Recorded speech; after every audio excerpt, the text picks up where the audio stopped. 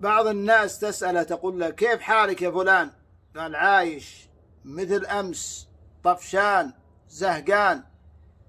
يا أخي أكثر من الحمد والشكر مهما كان حالك، والله جل وعلا يقول لئن شكرتم لأزيدنكم ولئن كفرتم إن عذابي لشديد. والنبي عليه الصلاة والسلام يقول والحمد لله تملأ الميزان. غيرك يا أخي أصبح من أغنى عباد الله، وفي المساء من أفقر عباد الله. غيرك أمسى في أمن وإيمان، وفي الصباح في شتات وحروب.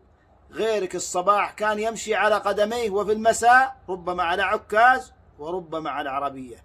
غيرك كان بين أهله، وفي المساء في العناية. غيرك كان بين أولاده وزوجته، وفي الصباح وإذا به مسجون. قال عليه الصلاة والسلام انظروا إلى من هو أسفل منكم ولا تنظروا إلى من هو أعلى منكم، فهو أحق ألا تزدروا نعمة الله.